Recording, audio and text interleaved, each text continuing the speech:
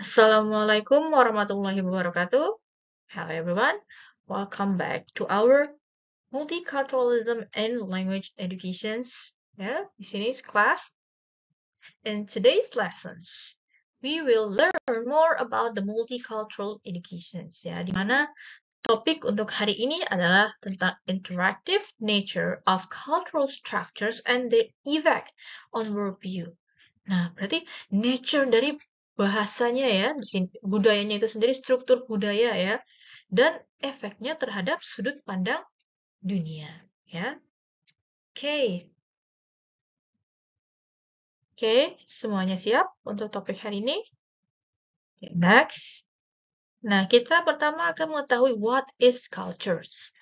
Culture is the concept that has been defined in different ways, ya, by many different interests and discipline.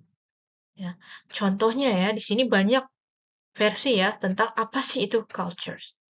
Nah, di sini ada dari Sonia gitu ya, define the culture as the values, traditions, solid relationship, and worldwide created, shared, and transformed by a group of people. Ya, di mana di sini jika kita bisa lihat ya, kita bisa katakan bahwa budaya meliputi pola perilaku ya, prestasi khas, artefak, ide, dan nilai-nilai yang melekat.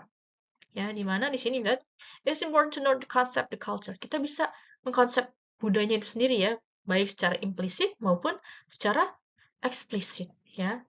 Di sini ya, karena itu culture shape how we see and interpret the world.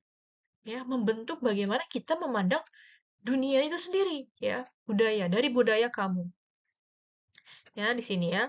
Bisa may not lend themselves readily to regular and more contemporary definition of cultures, but they present profound insight.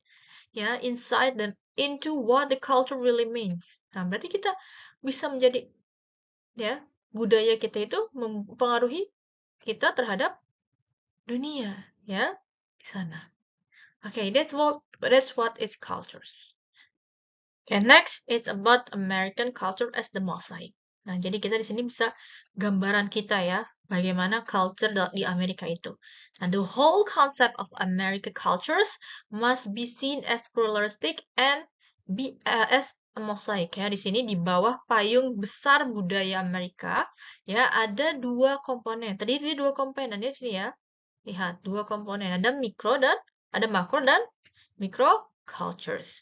The macro culture is didominasi oleh culture dari Anglo-Saxon Protestant cultures, while the micro cultures is dominated by include ya di sini ada Irish, German, Italian ya di sini ada African, Chinese dan lain-lain ya. Tidak not an exhaustive list, masih ada list-list yang lain. Nah, today there are numerous cultures represent people of all the country on earth. Banyak ya, sebagai representasi sebuah budaya. Semua negara pasti punya representasi budayanya masing-masing. Nah, di sini ya, the contemporary face American multicultural reveals that numberless array of culture representing people of numbers on earth ya. Nah, di mana American culture is mosaic stem from the fact that English remains the dominant language. Nah, dari berbagai culture yang ada di Amerika, tetap ya untuk bahasa didominasi masih oleh bahasa Inggris ya. A cross-section of American cultural matrix may, therefore, reveal that plurality of cultures, yet each microculture is only one small piece within a larger mosaic glued together. Ya, walaupun banyak microculture di dalam Amerika, nah, yang ini ya tetap menggunakan measure-nya ya di sini. American cultures without necessarily contradicting ourselves. Tidak terkontradiksi. Okay, that's about the American cultures as the mosaic. And next is about the American cultures as sets of ideas and belief system. Di mana American culture digunakan ya, bisa memberikan suatu ini ya, ideas atau belief system, di mana some of the most significant ideas have shaped sebagian dari Amerika itu sudah membentuk American cultural landscape include the ideas of freedom, equality, and happiness. Banyak American culture itu dijadikan sebagai standarnya ya untuk kebebasan, kesetaraan, dan kebahagiaan seorang. Ya, di sini the American concept of freedom is reflected in the way an average American live his or her life. Terutama untuk imigran ya dari Asia, Afrika, dan South Amerika ya yang datang ke Amerikanya ya untuk extent of freedom and American children enjoy the highly prized asset. Nah, ini salah satu kenapa American menjadikan belief system ya. Karena ingin banyak yang imigran itu mencari freedom. Nah, on the matter of equality, sedangkan dalam kesetaraan, dalam sejarahnya ya, in term of human right, dari hak asasinya ya, social equality is very poorly. It's shift at forefront the global battle for equity and fair play based on U.S. Constitution assumes that all men are created equal and endowed with such inalienable right as life, liberty, and the pursuit of happiness. Ya, di sini yang penting ada kebahagiaan ya. Tunjukkan untuk kebahagiaannya. And terakhir ada idea of happiness-nya, yaitu fundamentalnya dari American itu way of life. Bagaimana seorang Amerika itu kehidupannya ya. American have grown to love a life or pursuing happiness. Semua orang punya kewajiban atau punya hak untuk mencari kebahagiaan. Kita juga di Indonesia ya, punya hak dan kewajibannya masing-masing ya, baik dalam berkeluarga, dapat kebahagiaan atau melakukan dan lain-lain. Nah, karena itu, definisi dari culture-nya itu is a more precise way to look at cultures. Nah, biasanya bisa dikonseptualisasi dengan given a set of ideas, belief system, worldview ya, sudut pandang dunia, practices ya, artifact, atau bisa dari divine people as well as distinguish them from others. Cara membedakan berbagai banyak orang ya. Bisa membedakan antara orang A dan B. Ini untuk yang cultures ya, American cultures ya di sini. Nah, di sini selanjutnya ada cross sections of American cultural arrangement. Ya, di sini kita bisa lihat dalam masyarakat, budaya biasanya dikonseptualize ya as an arrangement. Ada arrange ya. Suatu arrangement, struktur ya, sudah secara sistematik organized ya. Di sini di mana budaya itu dipelajari, di-share, diadaptasi, dan secara dynamic bisa berubah dan lain-lain ya di sini. Culture is made up of internal and superficial element. Ya, terdiri dari internal dan superficial element ya yang konkret dan simbolik. Ya, di sini and need strict discipline and engagement katanya di sini required for newcomer to cultural arrangement in order to fully understand the intricacy of setting. Nah, gimana ya di sini lihat dari gambarnya? Ada banyak perubahan ya. Kita bisa beradaptasi dengan perubahan yang ada di dunia itu sendiri ya. Dynamicnya kenapa dynamic? There is dynamic interaction that takes place between American cultural system ya. The system are so interrelated. Semuanya terkoneksikan ya dari perubahan yang dari implikasi ya dari luarnya. Misalnya di sini lihat ada linguistic structures. Circulation itu saling mengimplikasi ya ke teknologi structure. Teknologi juga mengimplikasi dengan linguistiknya atau linguistik dengan social arrangement-nya. Nah, ini semuanya saling ya. Lihat. Semuanya saling interrelated. Ya, ini adalah indahnya sebuah budaya ya. Bisa ini ya kan dibuat dari internalnya, dari linguistiknya, dari geografi dan lain-lain ya kan. Kemarin sudah dibahas ya tentang apa itu multicultural dari berbagai budaya dan lain-lain. Nah, di sini juga di mana mereka itu saling mempengaruhi ya. Semakin berkembangnya teknologi ya, akan mempengaruhi ya linguistiknya. Akan mempengaruhi social arrangement-nya juga. Ini semuanya ya saling terlibat ya. Karena itu jangan fokus hanya satu budaya, tapi kita cari the cross-nya ya. Multicultural. And next is about cultural structure and their effect on worldview. Nah, ini adalah struktur budaya dan efeknya terhadap dunia ya. Nah, diperhatikan ya. Kalian perhatikan bahwa perubahan besar dalam struktur budaya itu dapat mengubah ya pada pandangan dunia masyarakat. Ya, di sini. A significant change ya, ada perubahannya di sini in one or more cultural structure can produce a major rearrangement or worldview patterns ya. Jadi worldview ini is not a constant, tidak konstan ya, it's not constant. It can be modified, bisa dimodifikasi if there is enough interaction ya. Jika ada cukup interaksi antara cultural structure dan societal formnya. Jika mereka sudah memiliki interaksi yang cukup, nah kita akan ada perubahan dalam world view di sana. Nah, karena itu, a significant change in one or more cultural structure can produce a major rearrangement. Ada perubahannya. Jika sudah banyak yang masuk, ya, mempengaruhi dari cultural structure itu, pasti ada rearrangement lagi, ya, di sini. Kalian bisa lihat ada selanjutnya interactive nature of cultural structure and worldview. Bagaimana nature ya, cultural structure-nya ya secara interaktif berpengaruh terhadap dunia ya. Seperti tadi ya, the worldview di sini. The worldview is the most resistant area of change in any cultural arrangement. Itu sangat resisten, mudah sekali terpengaruh ya.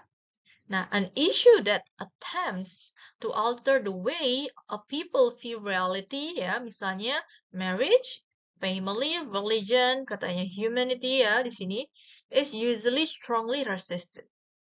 Sebagian besar ya, yang jika mereka nih udah ada yang sedikit pengaruh tadinya di keluarganya itu agamanya apa, ada sedikit pengaruh dari luar atau misalnya karena pasangan dan lain-lain mereka berpindah agama dan lain-lain ya. Di sini ya sangat resist kemungkinan ya. Tetapi when we change one part of cultural arrangement, it may slowly impact the overall worldview. Jadi kita ubah satu saja ya, pasti akan mempengaruhi worldview-nya. Ini ya contohnya, gambar yang tadi beda ya. Jika ada satu yang dirubah, di sini hilang.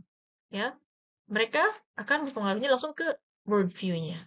Ya, pasti ada yang hilang. Ya, di sini. Nah, karena itu, it is important therefore to be aware of the fact ya, bahwa ketika kita ingin mengalter salah satu individual structure ya dalam cultural arrangement, kita tidak hanya merubah strukturnya saja. Nah, tapi kita akan merubah secara keseluruhan ya masyarakat worldview-nya. Ya di sini akan merubah ya. Nah, the broken arrows, nah di sini broken arrows ya di sini demonstrate how often the change ini yang sering berubahnya ya. Di sini munculnya. Ya. Kita bisa lihat bandingkan sama gambar yang sebelumnya ya.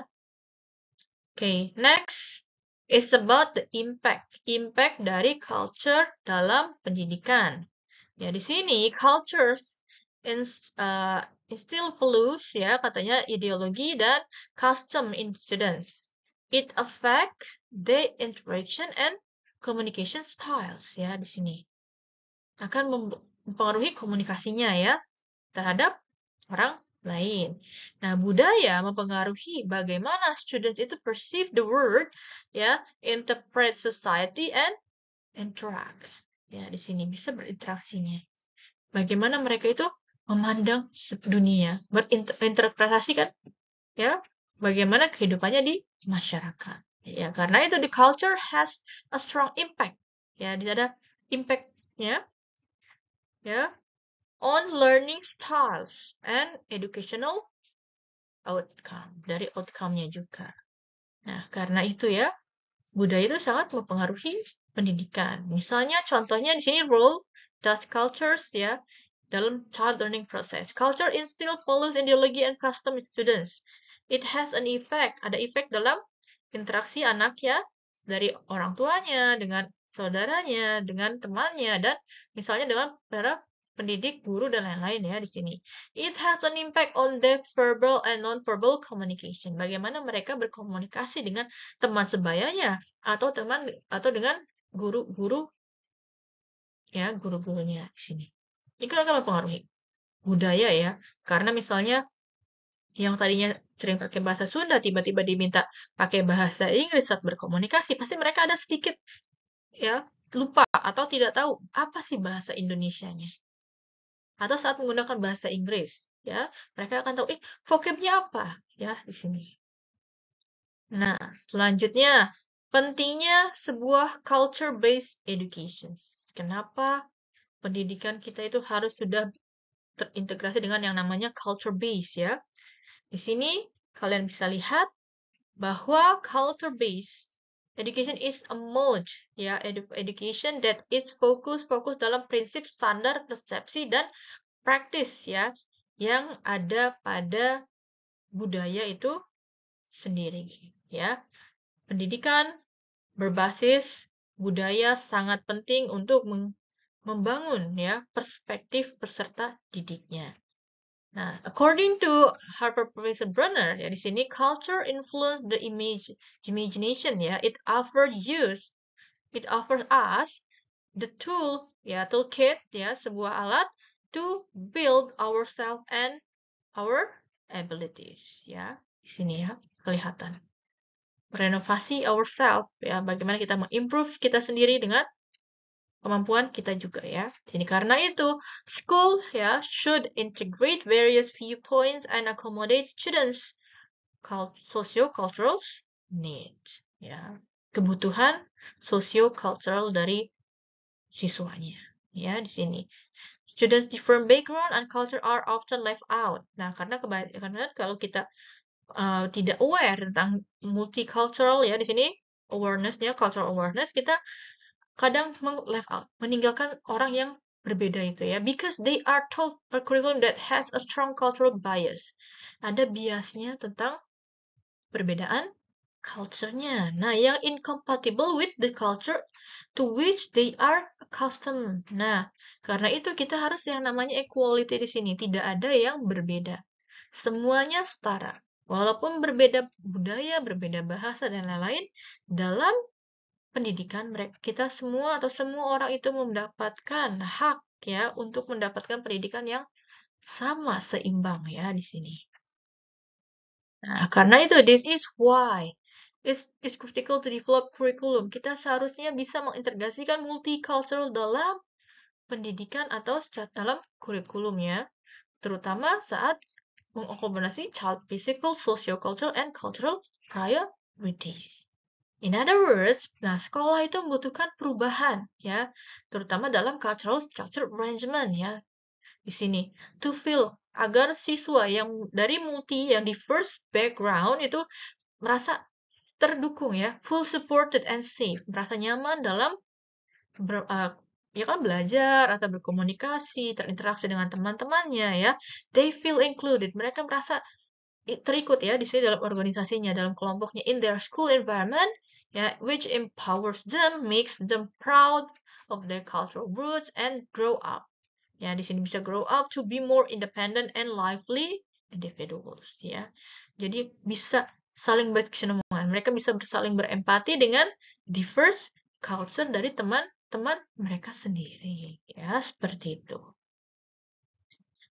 Nah, selanjutnya ada the use of school in multicultural education. Apa sih gunanya sekolah dalam pendidikan multicultural? Ya, di mana di sini school currently organized to support students equally. Ya kan? Apakah sudah mensupport ya? Kita bertanya, apakah sekolah sudah mensupport adanya diverse cultures ya. Diverse background dari students-nya ya.